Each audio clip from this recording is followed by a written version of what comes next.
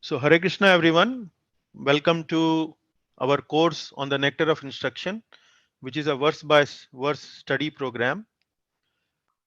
Today is our 14th class and we are at the moment discussing text number 5, and this is the second part of text number 5.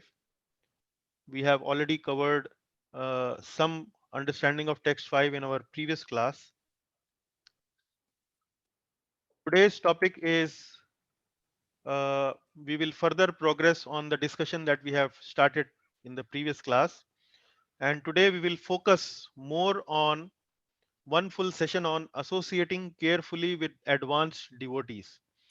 It's a very interesting topic, a very important one as well, because that can be a catalyst in a devotee's life, association of an advanced devotee. So we would like to spend the whole class on this topic, and I'm sure you will find it very interesting and I would think very inspiring also. But let us first of all do the Mangala Charan prayers, and I would like to kindly invite our very dear Mangala Mataji to kindly recite Mangala Charan. Mataji. Yes, Prabhuji. Hare Krishna. Om Ajnana Timirandascha Jnananjalana Shalakaya Chakshurmilitam Ena Tasmai Shri Guruve Namaha. Shri Chaitanya Manobhishtam Sthapitam Yena Bhutale Swayam Rupa Kadamayyam Dadati Swapadantikam Vandeham Shri Guru Shri Yutapadakamalam Shri Gurun Vaishnavancha Shri Rupam Sagrajatam Sahaguna Raghunathanvitam Tam Sajivam Sadvaitam Savadhutam Parijana Sahitam Shri Krishna Chaitanya Devam Shri Radha Krishna Padana Sahagana Lalita Shri Vishakhan Vichanta He Krishna Karuna Sindhu Dinabandhu Jagatpate Gopesha Gopika Kanta Radha Kanta Namostute तप्त कांचन गौरांगी श्री राधे वृंदावनेश्वरी वृषभानुसुते देवी प्रणमामि हरिप्रिये वाञ्छाकल्पतरुभ्यश्च कृपा सिन्धुभ्य एव च पतितानां पावनेभ्यो वैष्णवेभ्यो नमो नमः। जय श्री कृष्ण चैतन्य प्रभु नित्यानंद श्री अद्वैत गदाधर श्रीवासादि गौर भक्त वृंदा हरे Krishna Krishna Krishna Hare Hare Hare Ram Ram Ram Hare Hare. Thank you, Okay, Prabhuji. Mataji. Hare Thank you, Krishna. Mataji. Hare Krishna. So we will skip the translation today as the class today has more slides. So I would like to spend time more on the slides today.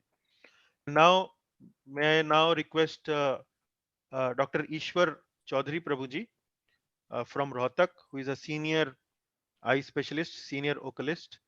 Prabhuji, kindly enlighten us with the recap of the previous class on text 5. Thank you.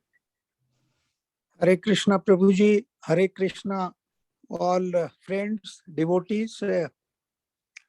Good evening and welcome to this recap on the 13th class this evening. As we have sufficiently progressed in the study of Nectar of Instruction, and we certainly find that this is a book of substance. It's a small book, but a very significant guide to cleanse and prepare our hearts for loving devotional service to Lord Krishna. While reflecting on verse 5, part 1 of this verse, we not only marvel at the brilliance of two godly saints, Srila Rupa Goswami and Srila Prabhupada, we also get to read many contributions from other scriptures like Chaitanya Charitamrita, Srimad Bhagavatam, Gita, and also from the life of Bhaktivedanta Thakur also. The study of this Nectar of Instruction so far has given us knowledge on what to avoid, what to adopt, and the 6 loving exchanges among the Vaishnava devotees. While dealing with these 6 loving exchanges, Srila Rupa Goswami specifically advises that we should meet the Vaishnavas in an appropriate way according to their particular status. While associating, we must select people with careful discrimination. In verse 5, he tells us how to recognize and deal with 3 types of devotees: the Kanishtha Adhikari, the Madhyama Adhikari, and the Uttama Adhikari, based primarily on their level of faith or Shraddha in devotional service to the Lord.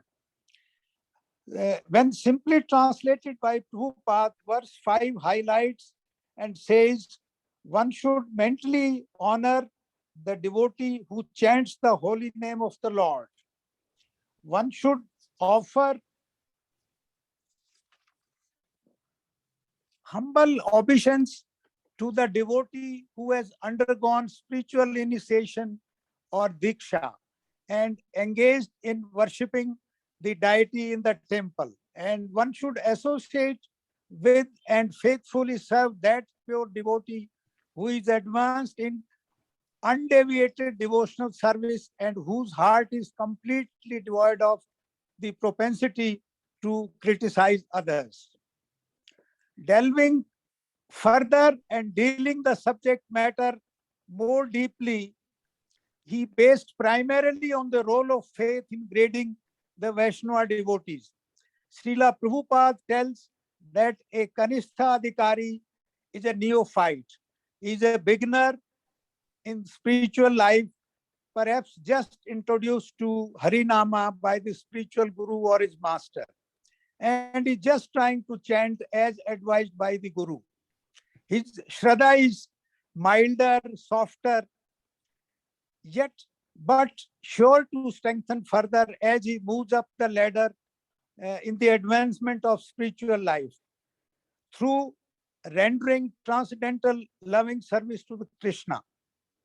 According to Bhakti Vinod Thakura, a Kanishtha devotee is ritualistic also. There are other important characteristics also added to such a devotee, and that includes that he knows Krishna and his name as non-different. He knows that Krishna and his name are non-different, they are the same, but he doesn't know that Madhyama or the man superior to him is also different and should aspire to be like him. Sometimes he falls by considering oneself a guru. He also at times acts as a Prakrita Bhakta. This is from Srimad Bhagavatam. That means that a devotee worships deity faithfully in the temple, but fails to behave properly with the colleagues and other devotees. He's sometimes very argumentative also. Moving further to Madhyama Adhikari, the characteristics include a well-initiated fellow by the Guru, is fully engaged in Krishna's loving service, sincerely endeavors to perform bhajan, does not deviate when others try to force him to change. He is a good candidate for further advancement in bhakti. He is not yet mature or strong enough in understanding shastras, but has firm faith in chanting, and he is merciful to his juniors, the Kanishthas, and understands their ignorance also very well. He is very serious about Krishna masses and does not see all just as equal like Uttama Bhaktas. He also can fall, but not very commonly, while falsely imitating Uttama devotees or unnecessary imitating them. He is considered a second-class devotee, but also a most fortunate person, fortunate devotee. This is according to Chaitanya Charitamrita. Besides this, he also offers love, friendship, mercy to the ignorant and envious people, besides his fellow devotees. This is from Srimad Bhagavatam. There are some more relevant adages besides this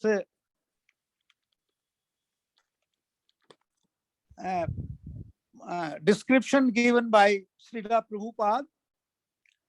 Then we talk about Shraddha or faith as defined in Chaitanya Charitamrita. Shraddha is defined as a confident, firm faith that by rendering loving service to Krishna, one automatically performs all subsidiary activities. Based on the Vaishnavas, devotees are graded as Kanishtha, Madhyama, and Uttama. A faithful devotee accepts Krishna's words in totality. He accepts Lord's work fully. He doesn't do any distortion or self-interpretation. He doesn't make pick or chooses of any kind. He accepts what is advised by Gita, as mentioned in the chapter 10, verse 14. As his Shraddha increases, so also his faith and gradation in devotional level. And as stated in Chaitanya Charitamrita, a faithful devotee is truly eligible for the loving service of the Lord.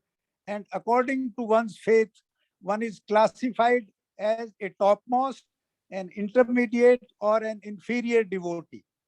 An inferior devotee is considered who chants Hari name only once, as a ritual only.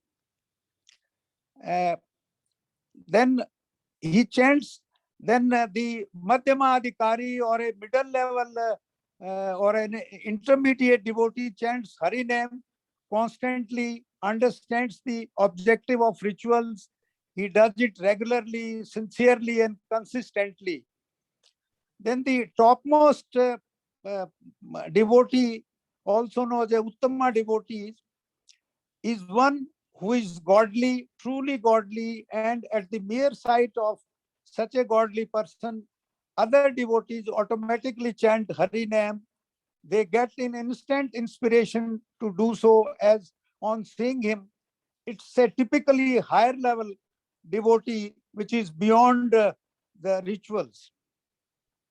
No one can understand Krishna by, we also know that no one can understand Krishna by the blunt material senses.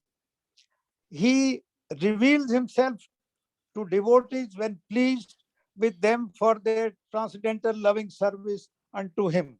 This is written in by Bhakti Rasmita Sindhu on chapter 1.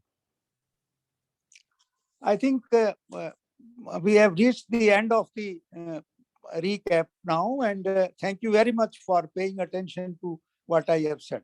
Thanks very much, sir. Thank you, Prabhuji.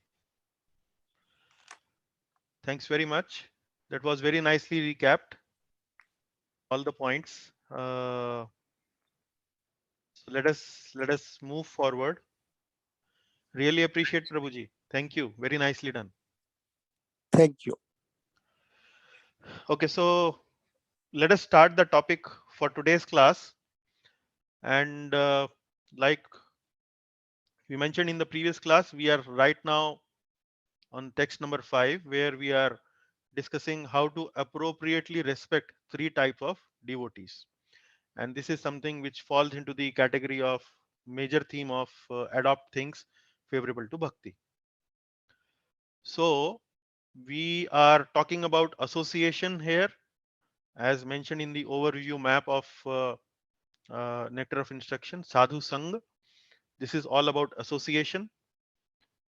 And we will once again recite this text number 5 and then quickly take you to the translation, which you have already uh, understood in the previous class. But just to warm up the topic, I'll once again uh, recite this verse. And as mentioned in the previous class, this is a specific type of meter where the verse has been written, and this meter actually is known as Vasant Tilak, Vasant Tilak Chand, sung in the same way like we sing Brahma Samhita. Krishneti yasya giritam manasadriyeta दीक्षस्ति चेत प्रणतभिश्च भजन्तमीशं शुश्रूषया भजन विज्ञम अनन्यमन्य निन्दादिशून्य हृदम ईप्सिता संगलब्ध्या. So the translation as Srila Prabhupada has done for this verse is: one should mentally honor the devotee who chants the holy name of the Lord.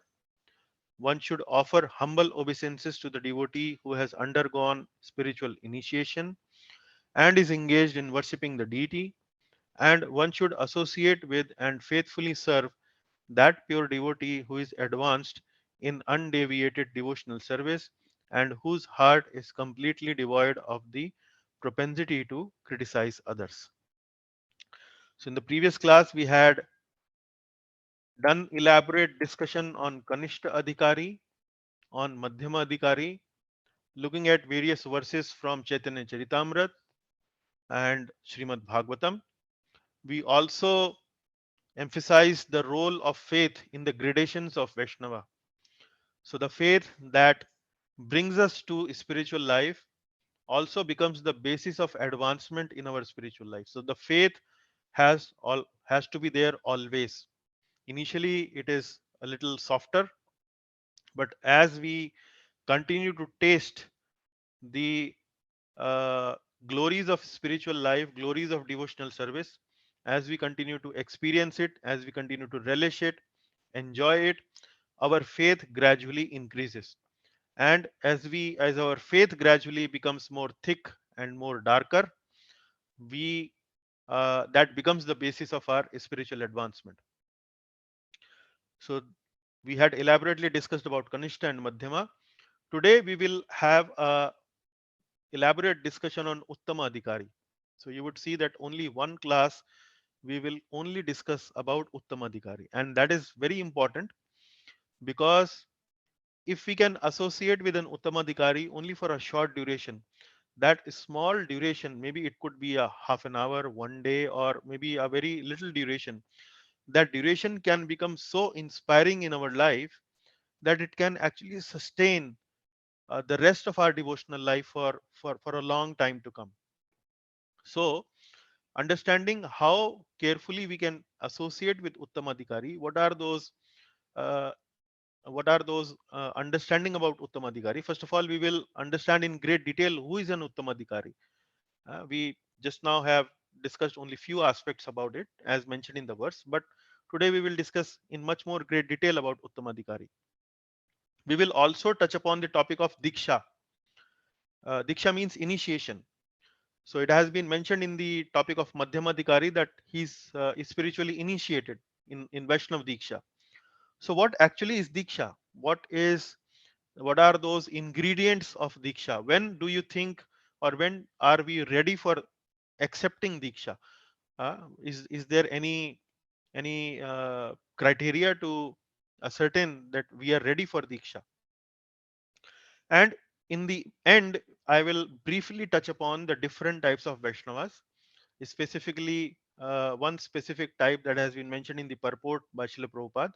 Other type of Vaishnavas we have discussed in our previous class uh, here and there, but only one specific type of Vaishnavas I will discuss in the end in under this heading. So let us uh, enter into the discussion. So this is a couple of slides now to give you a little bit of a differentiating idea how to differentiate between Uttama, Madhyama, and Kanishta. and I'm trying to explain this with the help of a chart. You already know about this as we discussed in the previous class, but when you see in this chart, uh, it becomes very clear what exactly is the difference between Uttama, Madhyama, and Kanishta. This gradation has been done, or chart has been prepared on the basis of faith and knowledge. So Kanishta's faith and knowledge both are weak. Faith is also soft, knowledge is also soft, knowledge is also weak. Madhyama, uh, faith becomes strong over the years by practicing devotional life.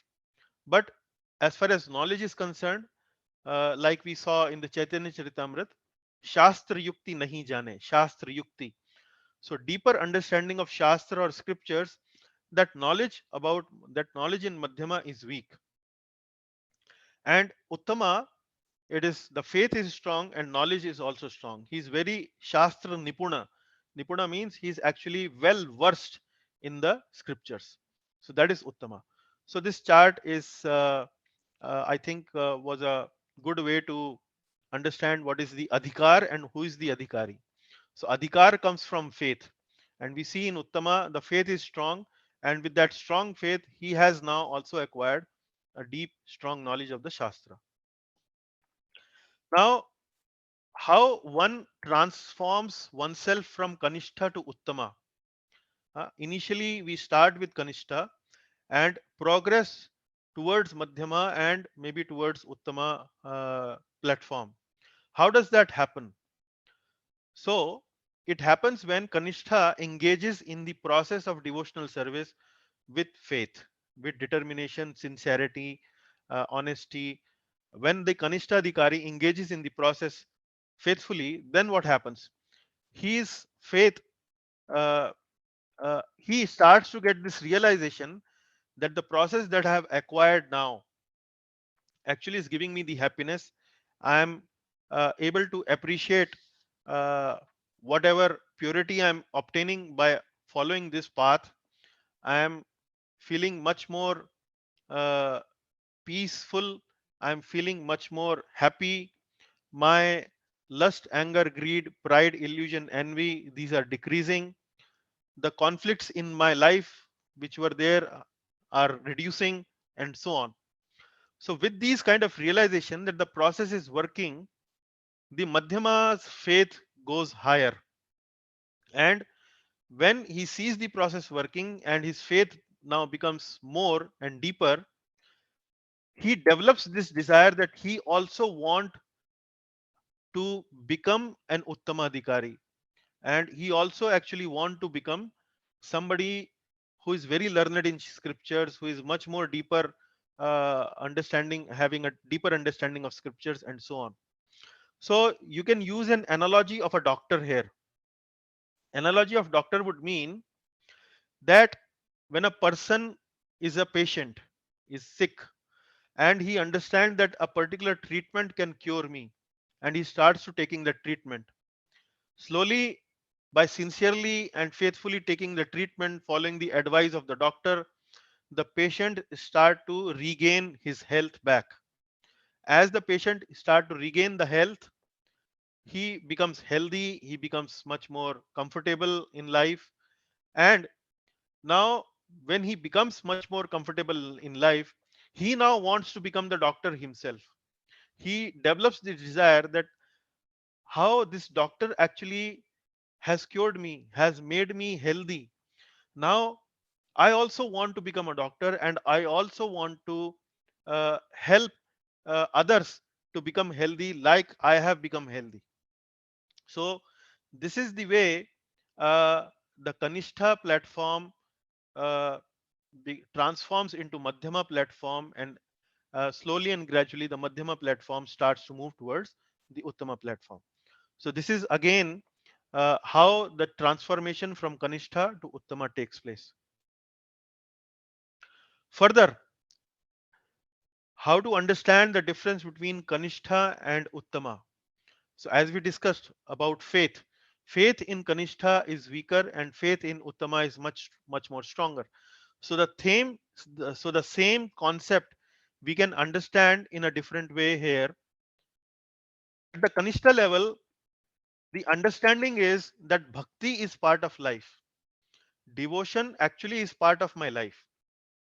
So his life was there previously also, which was mostly engaged in materialistic pursuits.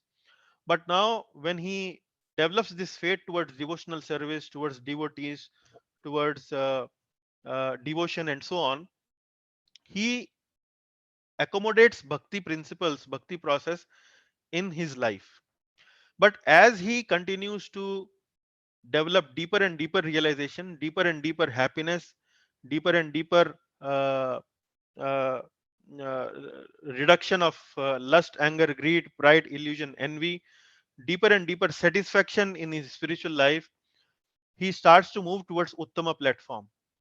And at the Uttama platform, the faith becomes life is part of bhakti. So here, the faith was bhakti is part of life, but as the faith continues to deepen and thicken, the faith becomes like life is actually part of bhakti. What does it mean?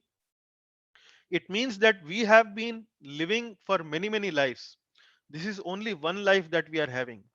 But the process of bhakti that I have started actually is to be meant to continue for most to all of my life, to eternity, till I reach my goal, the lotus feet of the Lord.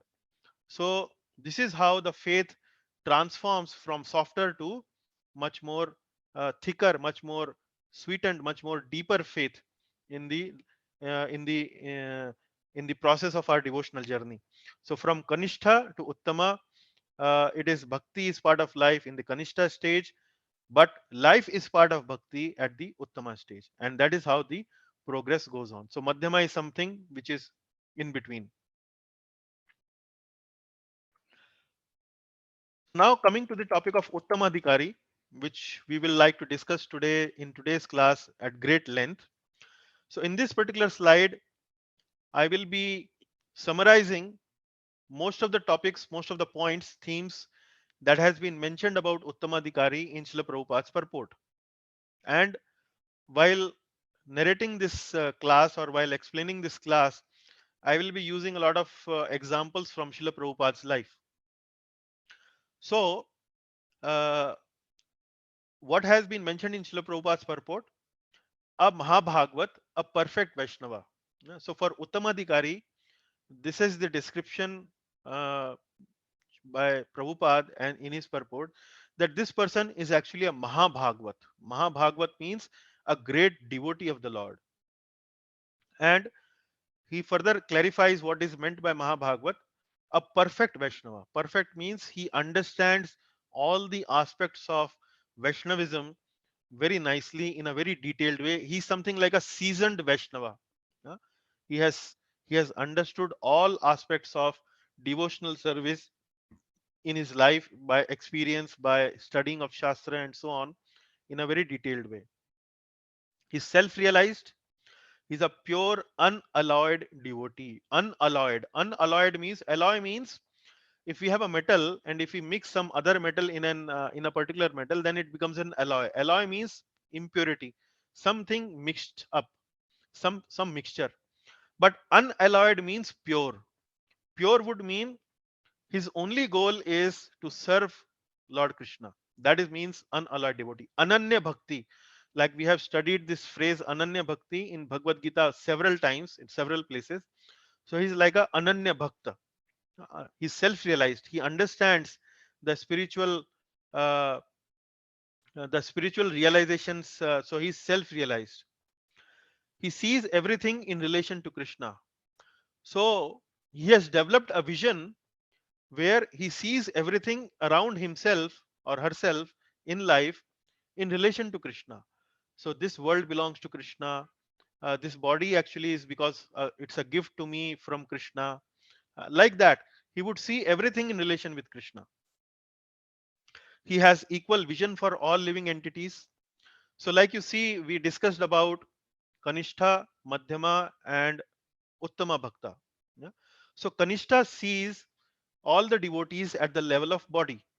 He's a Prakrita Bhakta. Prakrita means he's a material Bhakta. He looks at devotional life also from a material perspective. So he's a Prakrit Bhakta. Madhyama is somebody who also sees the soul, but who also sees the body, who also differentiates between different level of devotees, but he also understands the value of spiritual life. He also sees at the level of soul. But Uttama Adhikari, a senior most or the first class devotee, a perfect Vaishnava, sees everything uh, at the level of soul. So he has equal vision for all living entities. His only business is to serve Lord Krishna because he sees everything in relation with Krishna. His own whole life actually transforms, and he's only interested in serving Krishna. Anything he would like to do, he would see how I can please the Lord. That is what Uttamadhikari is. And then we will also talk about this particular theme in a little detail in our class. So this is a statement by Srila Bhaktivinoda Thakur, who says that how do you recognize a Uttamadhikari? So one strong characteristic in an Uttamadhikari is that he's an expert in transforming fallen souls to lover of God. Or lover of God, you can also say Vaishnavism. Vaishnavism is nothing but learning how to love God. Huh? So Uttamadhikari is an expert, like we have discussed in this particular verse. Bhajanavikya. Vigya means he's deeply knowledgeable, deeply expert. He's expert in transforming fallen souls to lover of God. And we will elaborate a lot on what do you mean by expert. Huh? Is he expert only in learning the scriptures or other aspects also? If yes, what are those other aspects? How this person actually is an expert in transforming fallen souls. Association of such a devotee most desirable. Most desirable. So whenever we find an opportunity at a local ISKCON temple, at a at we are visiting any city where we understand there is a program by some senior Vaishnava or senior devotee, any opportunity we can find to associate with such a devotee, it is most desirable. And why it is most desirable? Because only a small duration of such an association can actually have a very large impact on our devotional life. Lava matra sadhu sange sarva siddhi hoy. So this is a verse from Shri Chaitanya Charitamrit. Lava matra. Lava means only a fraction of second of an association. If we can get from a advanced devotee of an uttama adhikari, it can sarva siddhi hoy. Sarva siddhi means it can actually become the root cause to attain the all perfection in our devotional life. Uh, So such an association is most desirable. We will also discuss a little bit on association of such a devotee.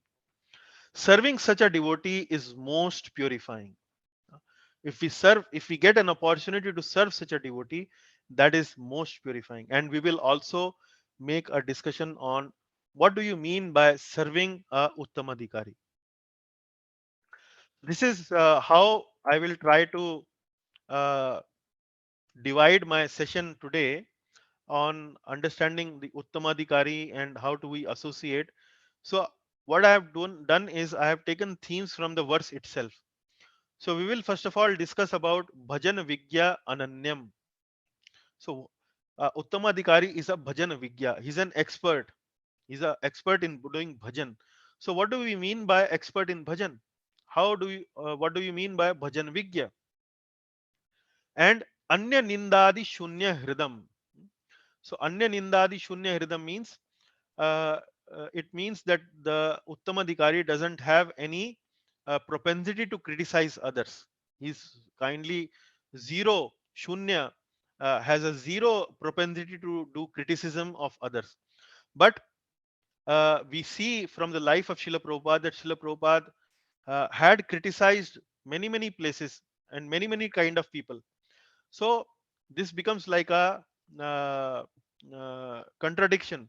At one place we see it is written that it is anya nindadi shunya hridam, but at another place we see an example of a uttam adhikari, Vaishnava, a pure Vaishnava, from whose life we see that he has been critical of many personalities, many ideas and so on.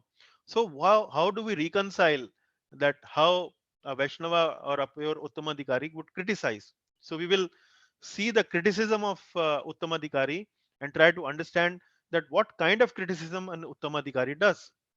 What is the purpose behind those criticism? Then Shushrushaya means how to serve such an Uttamadhikari.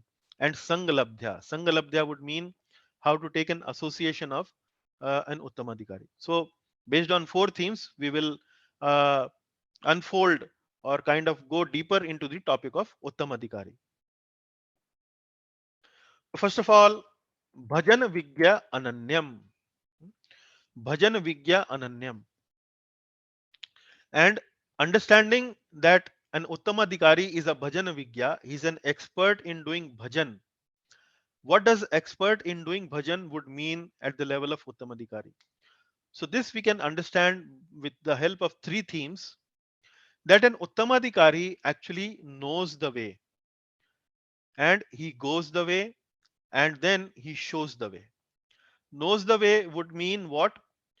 He actually understands the culture of Vaishnavism left, right, and center.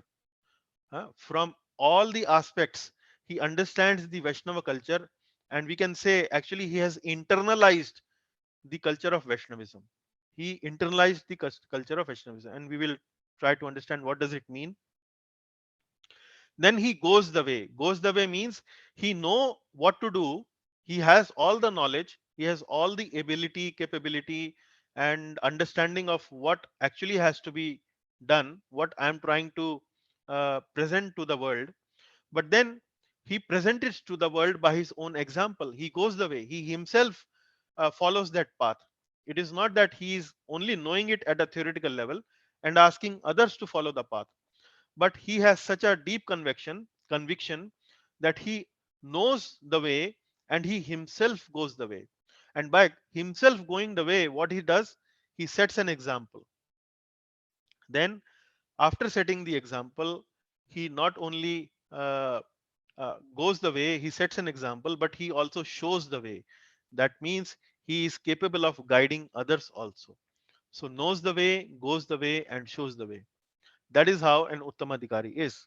Now let us dive a little deeper into what does knows the way mean, what does goes the way mean, and what does shows the way means.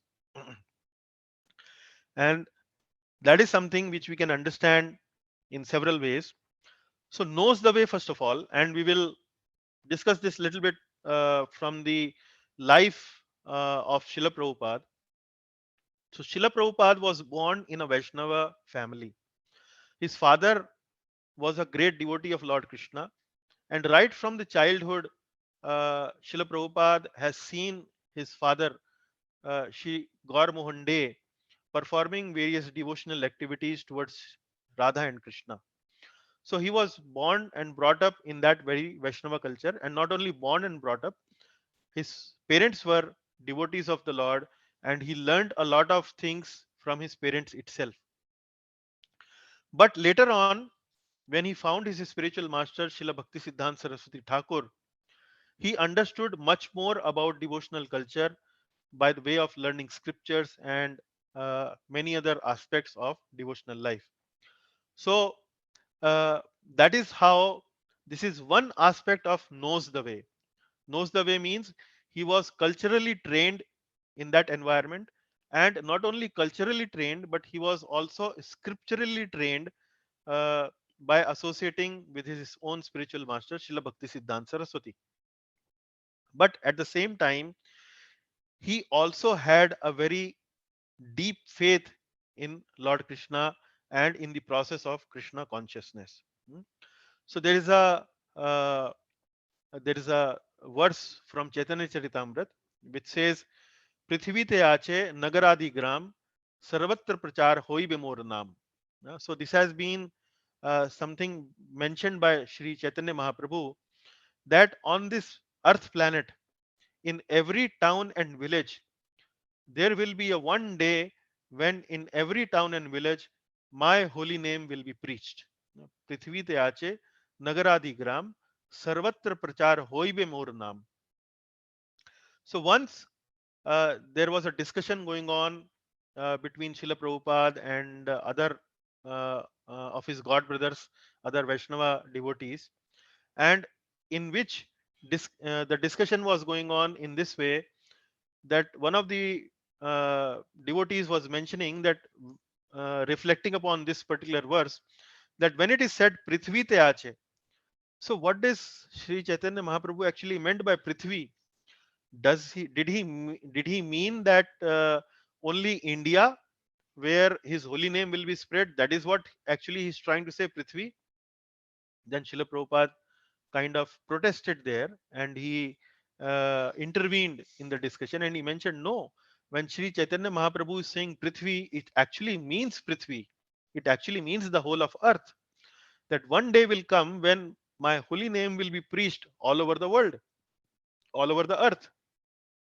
And then this particular gentleman asked him, who will do it?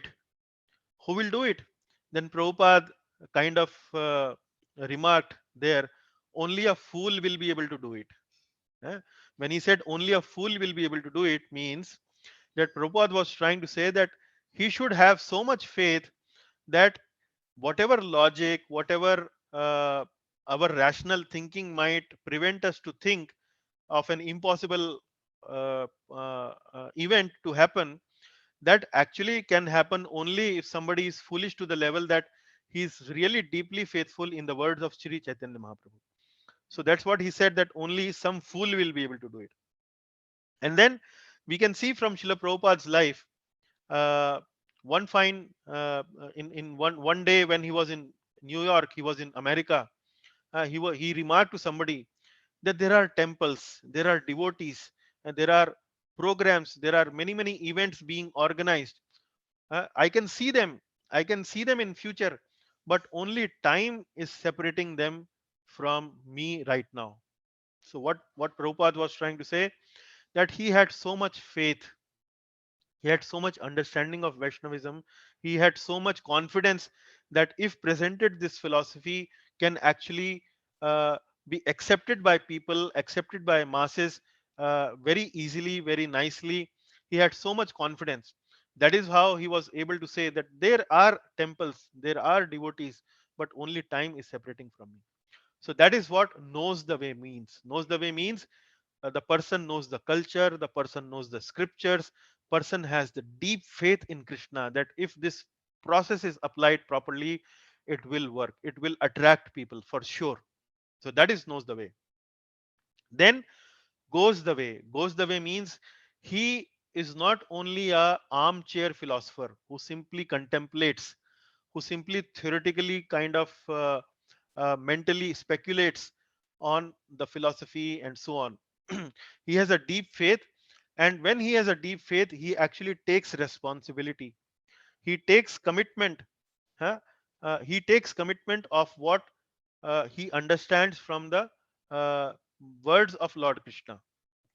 And Lord Krishna, as you have already studied in Srimad Bhagavad Gita, Lord Krishna says that one who spreads my message all over the world or to anyone will be the most dear to me. That is the promise of Lord Krishna. Lord Krishna regards such person with lot of special attention, and that is how an Uttamadhikari has a lot of deep faith in the words of Lord Krishna. And because he has deep faith in the words of Lord Krishna, he does not think that okay, it will happen automatically. So when Lord Chaitanya Mahaprabhu said, "Prithvi te aache nagar adi gram sarvatra prachar hoibe mor naam," he does not think like that. Well, the Lord has already made this prophecy, so it is bound to happen. It will automatically happen. Even if I do it or not do it, it is going to happen. No, such a devotee takes responsibility to make this thing happen in reality, and he takes the responsibility. So we can see from Srila Prabhupada's life that how he traveled all over the world. He wrote so many books, he built temples, he accepted disciples, he engaged with the disciples and solved their problems and so on. So like that, you would see that he takes responsibility. Not only he takes responsibility, but he also don't become he does not become deterred, or he does not his faith does not shake up when, while executing that responsibility on behalf of the Lord, he faces an obstacle. He doesn't become uh, uh, intimidated by the obstacles. He try to overcome the obstacles as best as possible. So we see that in Srila Prabhupada's life also, when he started this movement, there were many obstacles. Many of his disciples faced a lot of problems. Sometimes there were court cases.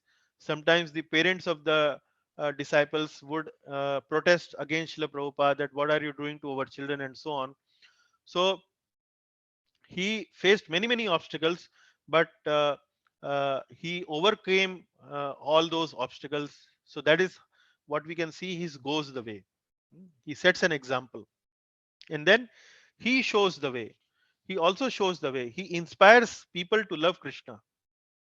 Yeah. So he shows the way does not mean that he simply present classes and so on. That is also one part of uh, uh, uh, showing the way, to remove the doubts and to remove the misconceptions of people. But at the same time, he would inspire people to love Krishna in many ways. So he is not only uh, presenting classes, but he also uses many creative and innovative means to inspire the people come close to come close to Krishna bhakti. And this slide gives you an idea of how much creative Srila Prabhupada was, how many ways he had devised or invented to attract people towards Lord Krishna's lotus feet. So we can see he started Rathyatra in the Western world. So in San Francisco, the first Rathyatra festival was organized. Prabhupada noticed that his Western disciples were very outgoing, they like to enjoy, they like to go out. So he found this Rathyatra festival where he uh, invited his Western disciples, his Western followers, to enjoy and to participate in this festival of chariots by singing, dancing, and by sharing this mercy of Lord Jagannath all over the Western world. So he started Rath Yatra in the Western countries. He started a book distribution program. He would write books, and not only he would write books, he will inspire his devotees, his disciples, to distribute these books all over the world. Like these days, there was not a facility of doing Zoom preaching or online preaching and so on. So book distribution was one of the powerful mediums to share the philosophy, to share the message of Lord Krishna with others.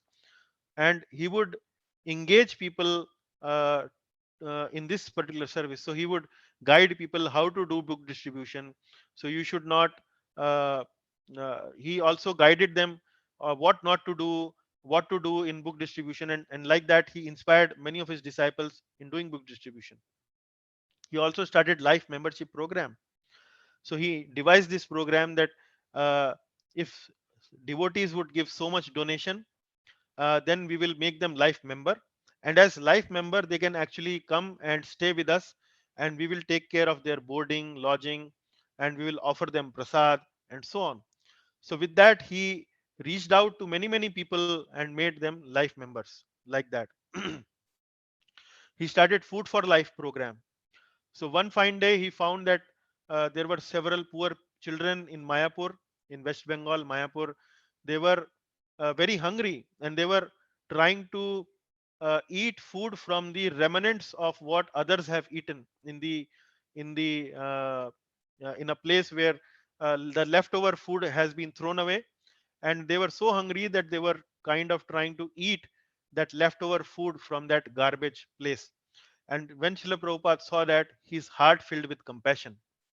And he requested his disciples to organize a Food for Life program and make an announcement that few kilometers from the radius of the temple, nobody will go back hungry.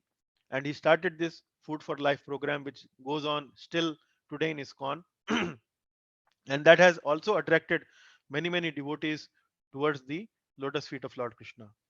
He inspired his disciples who would know how to paint, who would know how to make dioramas, to make paintings of Lord Krishna. Like you would see in my presentations, I would many places use a lot of paintings to explain some difficult concepts. So from where these paintings are coming? These paintings are coming from Srila Prabhupada's guidance. He inspired many of his disciples who would paint about many of the pastimes, many of the deep spiritual concepts in terms of paintings. And if you visit some of these ISKCON temples, you would find there are many dioramas which would explain the concept of soul. You are not this body, you are a spirit soul, and so on. So this is another creativity he used, engaged in the service of Lord. Deity worship. He started deity worship program, and he would decorate the deity. He would inspire his disciples to engage in the deity worship of the Lord, to decorate the deity so nicely that it becomes very very attractive for the people in general. Female pujaris. Female pujaris is something which is something really creativity of Prabhupada. There were temples where we would not find many male people to come forward to take this pujari role. So he inspired his female disciples to also take the pujari worship role. So typically, the role of a pujari is a male uh, related role. You would whenever you would go to the temple, you would hardly find females doing this pujari service. Most of the time, you would find a male person would be organizing this pujari service. So female pujari services he introduced. Cooking teacher. So he would, when he would go to West, he would find many of his disciples were uh, not knowing how to cook vegetarian cuisine. So Prabhupada himself was a very, very good cook. He learned all this cooking from his mother, and he engaged many of his female disciples in the cooking service of the Lord. So he would teach them how to cook, and like that, you would see that Srila Prabhupada's way of preaching was very, very creative. And this is all part of Bhajanavikya. It is all part of becoming expert in how to preach. So, Uttamadhikari is an expert not only in the philosophy, not only in the scriptures, but he knows how to attract people towards Lord Krishna's lotus feet. And in order to attract people towards Lord Krishna's lotus feet, he would be very creative. He would have a lot of ways and means to actually attract people towards the Lord. Like you would see in cricket. If in cricket there is a fast bowler, so the fast bowler would know how to actually restrict the batsman if we have less runs uh, to save or to defend. How do I bowl in those situations? How do I bowl in an attacking manner? How do I bowl that we actually don't get wickets, but we actually stop runs so that there is a pressure build up on the on the batsman and so on. So Uttamadhikari is an expert, is a seasoned Vaishnava who would know how to deal with the situation in many different ways. So like that, he's an expert. And now we will understand about bhajan vigya in the form of how a bhajan vigya actually engages into the preaching activity. So as I was explaining to you in the previous slide, this is a statement by Bhaktivinoda Thakur, and this is the picture you can see in the slide of Bhaktivinoda Thakur. So Bhaktivinoda Thakur is the father of the spiritual master of Srila Prabhupada. So Srila Prabhupada's spiritual master is Srila Bhakti Siddhanta Saraswati Thakur, and Bhakti Siddhanta Saraswati Thakur's father name is Bhakti Vinod Thakur. So he is also a Vaishnav Acharya in our tradition. In Gaudiya Brahma Madhva Vaishnav Sampradaya, he is also considered as an Acharya. So Bhakti Vinod Thakur also has written many wonderful books. And in one of the statement by Bhakti Vinod Thakur is how to recognize an Uttamadhikari. He says an Uttamadhikari Vaishnav can be recognized by his ability to convert many fallen souls to Vaishnavism. Like I was mentioning to you, Bhajanavikya, Uttamadhikari is very creative, very expert in attracting uh, these fallen souls. So he's actually talking about preaching. Yeah. how many souls he can actually transform into Vaishnavas. Vaishnavas transform into Vaishnava means he inspires them to take up to the practices of Vaishnavism. So how do you recognize? So Uttamadhikari is a person who can do it for a large number of people. He will come in contact with people and he would make them Vaishnava. He will inspire them to take Vaishnavism. And how does he do? So here we want to reflect a little bit on the aspect of preaching. Hmm. So in the previous statement, we understood what is an Uttamadhikari's characteristic, and it says he is very very successfully preaching the message of Lord and successfully attracting people towards Lord Krishna. So a little bit on what actually preaching means. What is the right way of doing the preaching? What is the right mindset of doing the preaching? So, successful preaching a sign of spiritual advancement. Now, Bhaktivinoda Thakur's statement, as mentioned in the previous slide, talks about many fallen souls to Vaishnavism. So, if somebody is able to attract many people towards Vaishnavism, does it necessarily mean that he is also an advanced devotee? So, we can say, in one sense, yes, but that depends upon what is the preaching motivation of such a person. Now, let us reflect upon that.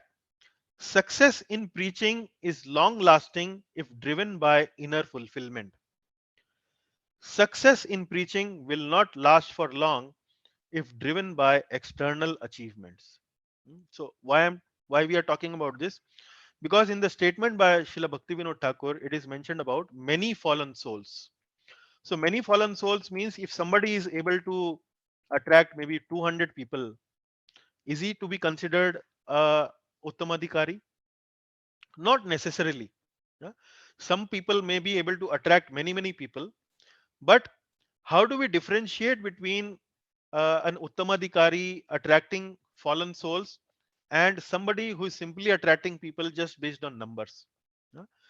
It is it is decided by what is the driver to attract such people. So an Uttama Adhikari's driver is inner fulfillment. Inner fulfillment means the Uttamadhikari has a lot of deep satisfaction of understanding the Vaishnava culture, the process of devotional service, the scriptures, the understanding of the philosophy. By doing all that and by leading that life of Vaishnavism, of deep devotional service, an Uttama Adhikari is filled with inner fulfillment. He is deeply satisfied. uh, Deeply satisfied means he is he's deeply satisfied would mean that for example, if we are hungry and we are very hungry, and if we are given some food to eat, and after eating the food we feel some satisfaction, we feel very satisfied. We were really struggling with hunger, and now we got food and we are deeply satisfied. Similarly, this Uttamadhikari, after understanding the Vaishnava philosophy and all that and living that culture, he also feels deeply satisfied. He feels deeply inner fulfillment is there, and because of that fulfillment he now wants to share the message with others. Why? Because he wants that others also to feel to experience this inner fulfillment, and that becomes the driver of this Uttamadhikari, and that leads to success in his preaching, because he wants to share his inner fulfillment with others, wants to others also to feel that experience, uh, that inner fulfillment. His preaching actually becomes very successful and he is quickly able to attract many people. But on the contrary, there could be people who are simply preaching not for inner, not based on inner fulfillment, but based on external achievement. External achievement means, what does external achievement in preaching would mean? External achievement in preaching can mean several things. People consider me very knowledgeable. I so know so much. So what it means is uh, having showing off mentality, showing my knowledge. I know Bhagavad Gita, I know Ishopanishad, I know Nectar of Instruction, and so on and so forth. That becomes the basis of preaching. So that is a wrong approach. Own glorification. So when I will establish myself as a very knowledgeable person, people will really appreciate me, people will glorify me, people will talk to other people, see how much he knows, how great his own glorification, more followers, and that will attract many people. I will have 50 people, I will have 20 people, I will have 100 people who would actually follow me. And when more people will follow me, more people will serve me. I will ask people to do this for me, and they will really very quickly and be very easily be able to do this for me. People are obeying me. I issue some order, and they really obey my order. I will be able to collect more and more donation by attracting more and more people. So these are all materially motivated uh, idea. If our drivers are mainly because of these things, then that is actually a wrong preaching approach, and such a wrong preaching approach will not last for long. So for sooner or later, our intentions will be revealed to the people whom we are connecting with, and as people start to sense that our motivations are actually materialistic driven, they will soon leave us, and our preaching will come to a stop. So these indications, people becoming knowledgeable, people glorifying the other person, more followers, more uh, uh, more surrender and all that, more donation coming in, they could actually be also indicator of success. But behind these indicators, actually the motivation should be inner fulfillment. So the donation may come. uh, People whom we are preaching will become more knowledgeable. They might also glorify us. They might also feel gratitude toward us. But ultimately, the motivation should be inner fulfillment, where the preacher should have the feeling of compassion, that it was my good fortune several years ago that I came in contact with this philosophy, with this movement, and now let me also share this with others. If that is the mood, if that is the mentality, the preaching program will become successful no matter what happens.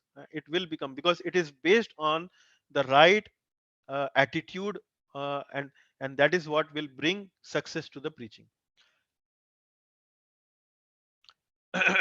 So here we should understand, preaching can actually means two possible things. Preaching, uh, first of all, when we start to preach to someone, or when we start to spread the message of Lord Krishna, there are two dimensions to it. One dimension is that we remove misconception of people, and we make them knowledgeable, we remove their ignorance. So this is one aspect to it, and this would include presenting classes, sharing the message of Krishna consciousness with others, and so on. So this is in that category. But this is direct approach to preaching. But preaching is not only restricted to this part. Preaching also means promoting devotional culture. Promoting devotional culture has many aspects. Promoting devotional culture would mean deity worship. Promoting devotional culture would mean uh, how to serve others, how to serve prasad to others, how to receive guests, how to respect people, how to deal with other devotees. So that is all part of devotional culture. So if somebody is cooking very nice food, very tasty food, and that is attracting a lot of people towards Lord Krishna, that is also devotional culture. Deity worship is also part of a very strong part of devotional culture. So if somebody in the temple is decorating the deity very nicely, uh, very elegantly, and that is attracting a lot of people towards the lotus feet of Lord Krishna, that is also actually preaching. So preaching means not only presenting the philosophy very nicely, very properly, and removing the misconception of people, but preaching also means a lot of other things like deity worship, like cooking prasadam, and so on. So anything and everything that can attract people towards Lord's lotus feet is actually falls under the category of preaching. So this is all what I have discussed so far is uh, in the category of bhajana vigya. So bhajana vigya is a very broad term. Not only it means understanding the philosophy, but it also means having a deep faith, having a lot of creativity and innovative ways to actually spread the message of the Lord. So that is Bhajanavikya. Now, reflecting a little bit on Anya Nindadi Shunyam. So we discussed one of the characteristics of Uttamadhikari, that he does not have any inclination to criticize others. But as I mentioned in the beginning of the class, we saw from Srila Prabhupada's life that Prabhupada would many times on many occasions would criticize many other people. And that's where we need to understand what does the criticism of an Uttamadhikari actually means. So I have categorized that kind of criticism in four types. Criticism with general people who are not yet devotees, who are general mass of people. That could include scientists, that would include politicians, and many other people, leaders of the society, and so on. Hmm. Then second category is neophytes. Neophytes means people who have started to devotional life, but now they are struggling in their devotional life. They are not able to follow regulative principles properly. They are falling down every now and then. They are struggling. Madhyama means they are now all already settled in devotional career, devotional life. But how to make such people go further in devotional life? Uh, so Uttamadhikari deals with the Madhyama also. Then advanced. Advanced means people who are at the same level of Uttamadhikari. So there could also be conflicts between two Uttamadhikaris. eh, Two devotees who are at an Uttama level, there could also be conflicts among them. So how do an Uttamadhikari resolve conflicts with an advanced level devotee, a same Uttamadhikari, and so on? So we will see one by one. So when I talk about general masses means people at large who are not yet connected with any spiritual life. They are general people, a general population. And Prabhupada, if we read Srila Prabhupada books, we will find that Prabhupada has criticized heavily scientists, he has criticized heavily about politicians, and so on. And in general, people also, the way they live their life and so on, uh, how they deal with other people and so on, he has criticized at many books. And you would see that at many places when Prabhupada would speak about these category of people.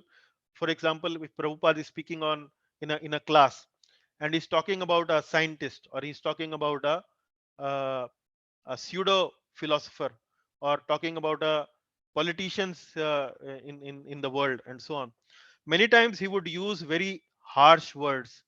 He would use harsh words like he's a rascal, he's a ass, he's a fool, like that. He would use very harsh words. And people might wonder, why would a advanced devotee like Srila Prabhupada is using these kind of words? So, dear devotees, it is mainly when an Uttama Adhikari uses some very harsh words like that, it is mainly to shake them. It is mainly to give people a message that the kind of life these kind of people are living is actually of no good use. They are they are primarily misleading. They are misled in their own lives, and because they are in a leadership position in society, they are actually misleading all others in the society also. So in order to emphasize the fact, and in order to jolt the audience that uh, the materialistic way of life actually is no good, and we sooner or later and as soon as possible we need to adopt to devotional service, devotional life, he would use some very harsh words. So he used such harsh words to criticize, to shake people, so that they wake up from their slumber and come to the reality that we should start to take devotional life. Then neophytes. Neophytes are those people who are young in Krishna consciousness, who are young in devotional life, and many times they will make mistakes. So Srila Prabhupada would many times would scold such people. Uh, he would actually rebuke such people who are making these kind of mistakes and so on. But always when he did those kind of dealings with neophytes, he made sure that he did not criticize such people in public. Mm. Because if you criticize these people in public, their mistakes in public, they would really become disheartened, they would become discouraged. So he would do it in a private environment. He would privately call them and criticize them, or deal with them accordingly. Similarly, Madhyama. So the same relationship goes on with Madhyama, but Madhyama already has his faith well established. So when he would deal with people who are already into the devotional life and devotional uh, uh, uh, journey, he would encourage them, he would criticize them in a way that he would uh, request them to serve according to their inclination. So these people, whenever they will make mistake, Srila Prabhupada would uh, guide them or criticize them such that they serve according to their inclination. Uh, so for example, if somebody is very good at singing, so he will encourage him to actually use his singing propensity to dovetail in Lord Krishna's service. So that is how he would criticize the Madhyama Adhikari level devotees. And advanced advanced level means people who are already at an advanced stage, devotees. Now, at an advanced stage also, there could be several sometimes conflicts among the two devotees. So in those situations, Prabhupada would make sure that we resolve those conflicts in a very private manner. Yeah. So one day, uh, uh, uh, there were several of Srila Prabhupada's god brothers who were very disturbed by the fact that Srila Prabhupada was using this title Srila Prabhupada. Uh, So Bhakti Siddhanta Saraswati Thakur, who is the spiritual master of Srila Prabhupada, this title Srila Prabhupada was being used by Bhakti Siddhanta Saraswati Thakur. So Prabhupada's god brother would use this title Srila Prabhupada for Bhakti Siddhanta Saraswati Thakur. So when these god brothers of Srila Prabhupada came to know that he is also using this title, they became very disturbed that how can he use our spiritual master's title himself? And they went to him. And when they went to Srila Prabhupada to discuss this topic, Srila Prabhupada's disciples were also present there. And immediately when they brought this topic in before Srila Prabhupada, he asked all his disciples to leave the room. Yeah. So I have something important and private to discuss with my god brothers. You please kindly leave the room. Yeah. And then everyone else left the room. And he asked one of his devotees, one of his disciples, to bring his letter pad from the room. And in the letter pad, he showed, he in his letterhead he showed that, see, in my letterhead I have not used this title, I have used AC Bhaktivedanta Swami Tridandi Swami. AC Bhaktivedant, AC Bhaktivedant Abhay Charanarvind Bhaktivedant Tridandi Swami. I have used this name, I have never used this title myself. So why my disciples have started to use this title is because they were calling me Swami, and Swami is a little disrespectful to address to a Vaishnava. So his disciples asked, with what name we can address you? Then Prabhupada mentioned, you can call me Vishnupad, you can call me uh, uh, Bhagvat Pad, you can call me Prabhupada. And then they they asked, can we call you Prabhupada? Then Srila Prabhupada said, yes, you can call me Prabhupada also. So like that. So the disciples accepted this word, but not Srila Prabhupada himself accepted that title. So uh, like in a family, if there are parents, mother and father, if there are parents, then if there is a if there is some uh, conflict between the parents, there is a point or an argument between the parents. So good intelligent parents make sure that they don't fight out those arguments in front of their children, because in front of the children, if the husband is shouting at the wife and wife is shouting at the husband, that actually devastates the children. Yeah. So like that. So if two advanced devotees are having some kind of a conflict, it is advisable that these conflicts are to be resolved in a private setting, not in a public setting. So that is what we can understand anya nindadi shunyam. So Prabhupada would criticize, but that criticism would be mainly uh, directed towards that these people actually advance towards Krishna consciousness. How do we come to know that Prabhupada was Anya Nindadi Shunyam? So in his final days, when he was about to leave his body, his god brothers were around him, assembled around him, and Prabhupada was folding his hands and begging for forgiveness from his god brothers. And he was saying, I may have spoken some very harsh words. Please, can you kindly forgive me? And Prabhupada mentioned, actually, I am a Mahapatita. Mahapatita means I am the most fallen person. I use so many harsh words. And please, can you kindly forgive me? But then Srila Prabhupada's god brothers mentioned to Prabhupada that no, Abhay Charanarvind, Bhaktivedanta Swami, you are not a Mahapatit. You are actually Mahapatit Pavana. Mahapatit Pavan means who can who can bring even the most fallen souls to the lotus feet of Lord Krishna. So we can see that Prabhupada was a very, very humble, genuinely humble devotee of the Lord who was Anya Nindadi Shunyam. He had no desire for criticizing others. Only desires he had was that people love Krishna, people come closer to Krishna. And all his criticism was mainly to jolt people out from their sleep, from their slumber, so that people can become serious in their devotional life. So this is how we can understand Anya Nindadi Shunyam. Now we come to the next part, Sushrushaya. Shushrushaya means we should serve such a devotee with a lot of faith, with lot of sincerity. So what do we mean by serving an Uttamadhikari? So serving an Uttamadhikari has two aspects. One is the fundamental service that we need to do towards such a devotee, and then another functional service that we need to do towards such a devotee. So fundamental service would mean what? Fundamental service would mean chant the holy names properly and follow the four regulative principles. So this is the fundamental service.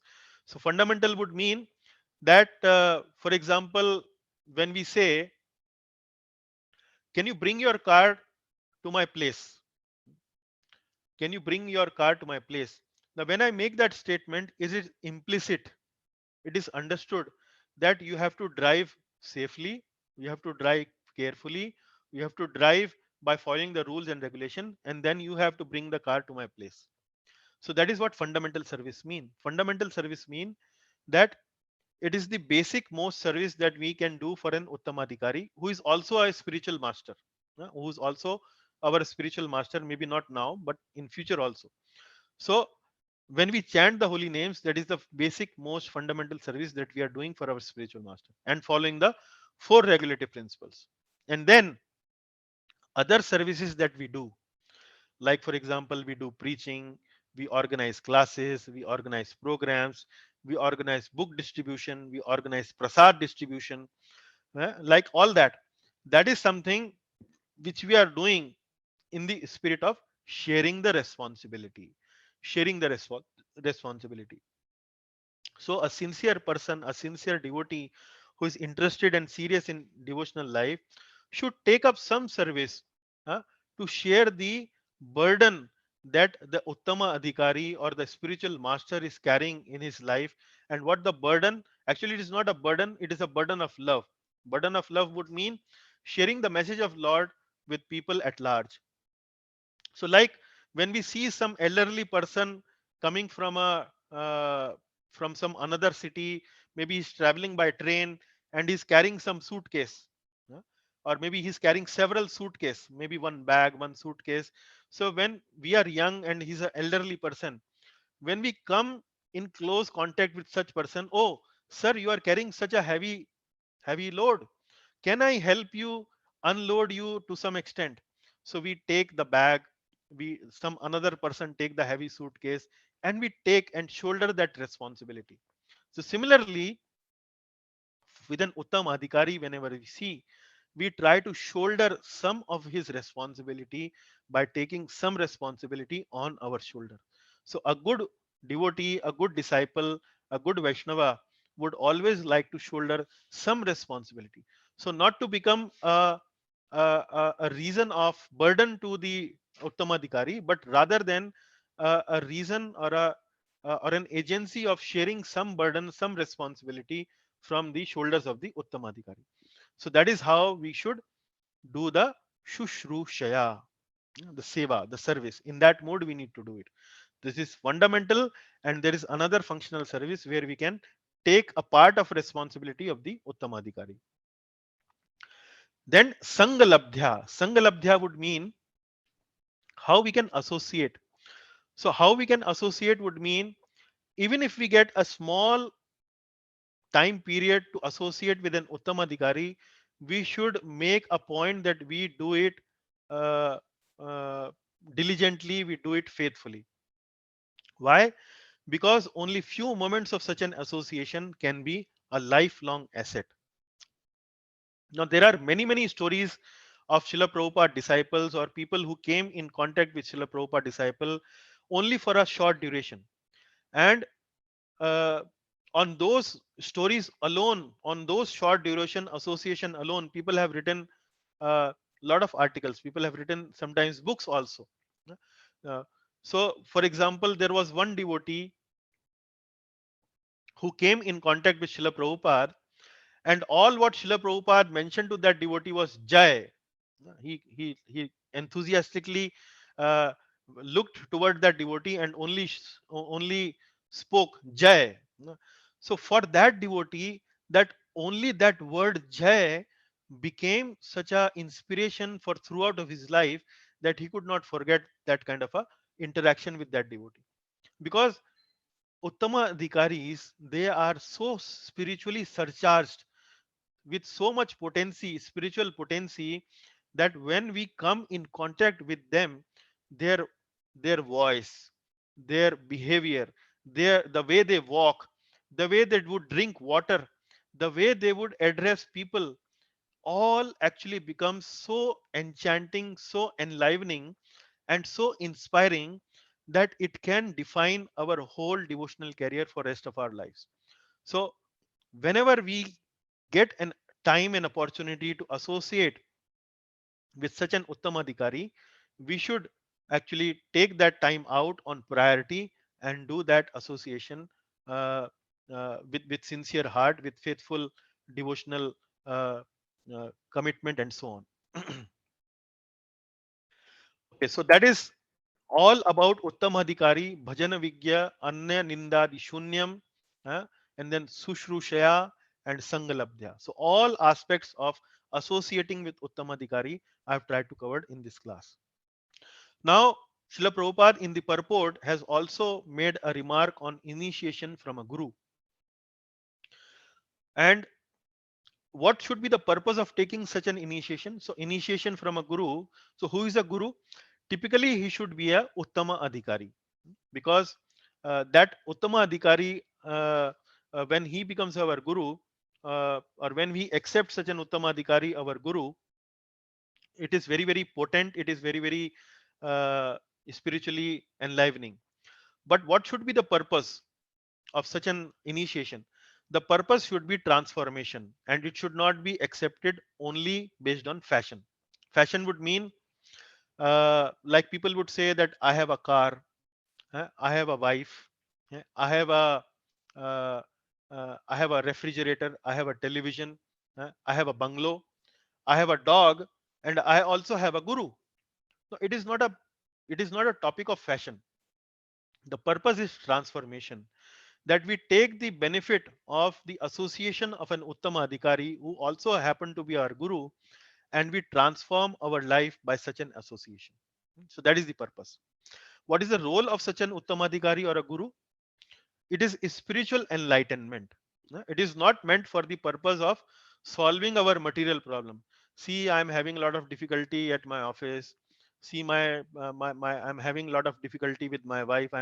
My wife is actually nagging me all the time, or my husband is actually not treating me well, and so on. Certainly some of these problems can be addressed by the Uttama Adhikari if they become too serious, but not about, sir, which car should I purchase? I had a Toyota in the past, but which car should I purchase? and that decision has to come from an Uttamadhikari. No. The the purpose of a guru is mainly to provide us spiritual enlightenment, and for that purpose we should seek that association. And what is an requisition for an initiation? The requisition of an initiation is that when a person start to feel disinterest in material enjoyment and start to commit oneself, become ready to practice austerity of mind, austerity of speech, austerity of words, and so on, he becomes interested in spiritual life, he becomes disinterested in material enjoyment, he becomes inquisitive to understand the absolute truth. Inquisitive to understand absolute truth means inquisitive to understand the scriptures. He becomes inquisitive. Now I want to understand more. I want to understand more and more. That is the time when these people are, or when one a devotee is actually ready for initiation. So we can, or ourselves can also gauge our own mental makeup, where we are, and if we are ready, then and we are uh, understanding and we are ticking all these requirements, that is the time when we are ready for taking initiation from a guru. Finally, different types of Vaishnavas, and Srila Prabhupada has mentioned several type of Vaishnavas in his purport, and he's talking about in his purport about Prakrita Sahajiyas. He's talking about innocent people. He's talking about people who are only chanting the names of the Lord only once. He's also talking about neophyte devotees who are initiated by Harinam Diksha and so on. So all the other type of devotees we have already discussed in our class so far, but we have not discussed about one particular type which is called Prakrita Sahajiya. So Prakrita word means, Prakrit word comes from Prakriti, which means material, and we have discussed this word in the context of uh, Kanishtha Adhikari. So they are Prakrit Bhaktas. Yeah? Prakrit Bhakta means one who has a materialistic way of looking at devotional life. But these people, Prakrit Sahajiyas, they are actually even lower than neophytes or lower than Kanishtha Adhikaris. They are actually called Prakrit Sahajiya. Sahajiya word means who tend to take things very easily, who tend to take things very cheaply. Hmm. For example, these people are who try to behave in such a way that they are very advanced devotee. They are showing symptoms of very advanced devotional level. uh, and they don't mind displaying those kind of emotions in public. So they are something like who also consider the interaction between Radha and Krishna, uh, Lord Krishna and Srimati Radharani. Uh, they tend to see those kind of relationship as simply as a relationship between an ordinary boy and an ordinary girl, based on the platform of lust and sex. uh. So they tend to think these kind of things in devotional life, in devotional scriptures, very cheaply. And that is why they are known as Prakrit Sahajiyas. Although they chant Hare Krishna, they chant the holy names of the Lord, but they are not purified. They have all the impurities of lust, anger, greed, pride, illusion, envy. So they all have all that impurities in their heart. So they are not Anya Nindadi Shunyam, but they chant the holy name of the Lord, but at the same time they are attached to women, money, intoxication. So when I say women, actually I mean opposite sex. So they are attached to opposite sex, money, and intoxication. So such devotee, just because they chant Hare Krishna, we can respect them in mind, but the association of such devotees should be avoided. Yeah. So they all fall under the category of Prakrit Sahajiyas. They are even considered lower than the Kanishta Adhikaris. So uh, I have shown some picture here, and this picture is a cover page of a book known as the Apasampradayas. Apasampradayas means people who tend to look like Vaishnavas, but because they are not following the rules and regulations as per proper Vaishnava culture, they tend to fall down, and they are actually classified in the category of Apasampradaya. Sampradaya means coming in a tradition. But Apasampradaya means after diluting the tradition, they are creating a new tradition, and that is what known as Apasampradaya. So these are called deviants, deviant Vaishnava sects. And in our movement, His Holiness Suhotra Swami has written a dedicated book on uh, who are these Apasampradayas. So that is what Prakrita Sahajiyas would mean. So the advice is, maybe we can respect them in our mind, but association of such devotees should be completely avoided. Maybe we can discuss about these Apasampradaya Vaishnava sects maybe at a later opportunity in our class. But for the time being, I think a mere uh, uh, introduction to such category or such class of people should be sufficient for the time being in order to understand text number 5. So with that, I would like to conclude the class today, although it took me 5-10 minutes extra. But I think the topic was of very important, great importance, how to associate carefully with advanced devotee and Uttamadhikari like Srila Prabhupada and like many other sannyasi Vaishnavas already present in our movement in this date also. So I hope you found that understanding, discussion enlivening, enlightening, inspiring, and would have added your understanding also. With that, I would like to conclude. All glories to Sri Updeshamrita, all glories to Srila Prabhupada, all glories to Srila Rupa Goswami. Now we can open the floor for discussion. Thanks a lot for your kind attention. Hare Krishna. Yes, Prabhuji. Dandavad. Dandavat, Prabhuji. Thank you, Guruji, for enlightening and very, very making things easier. It reminds me my childhood exposure to good neighbors, good teachers, good friends, and good sadhus and good all kind of spiritual people. I did Mhm. not know the meaning of that time, spiritual and materialistic people. But background was laid down way back when I was only 6-7 years old, and Mhm. it went on researching on it. But the main built up is from last more than a year plus under your guidance. It Mhm. has been really, really very, very, solid buildings are laid up on my foundations, and Okay. it's really, it looks, I have gone through all these stages, Okay, and Prabhuji. it's thank you very much. And we should have to be very careful, guide and good guru like you to keep grounded and attached to the base of adhyat, of spirituality. And life becomes very easy, as Mataji in the beginning told, that Hmm. things are becoming better from the time he has joined Oh, our yes. your Binaji. list. Yes. Yes. So it's Yeah. really, really, it's a very good confession, and I'm in line of that confession. I have Hmm. been really enlightened by your things. Fortunately, I'm attending another 3 ISKCON classes also, because they Oh, okay. requested me to have joined them, one from Maryland, one from Mayapur, one from another place. But Yeah. Yeah. Sure. I know the base because of your teaching. Okay. Otherwise, if Okay. it was only attending those classes, I would might not have reached to those satisfactory levels. Okay. So Okay. it's a really Santosh is setting up, which is the 4th door of Krishna's entrance. Simran, Seva, Satsang, and the last Okay. is Santosh. Yeah. So Thank you, it's Prabhuji. really Thank you. Thank you, thanks Ji. a million, and thank you Thank you, very Ji. much, and Thank you, Ji. thanks to all Satsangis.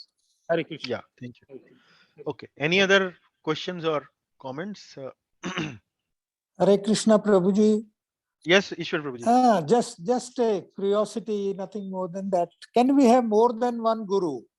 And if it is possible, are there rules there also for to select a guru or something really that clicks between the student and the teacher? Mhm.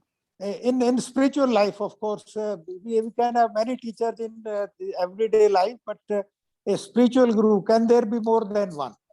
And if Yeah. it is true, then how can we do that? Yeah, so guru topic is quite a detailed topic. And Yes. when you say, can we have more than one guru? So in one sense, the answer is yes, but in one sense, the answer could also be no. So Okay. I would explain that.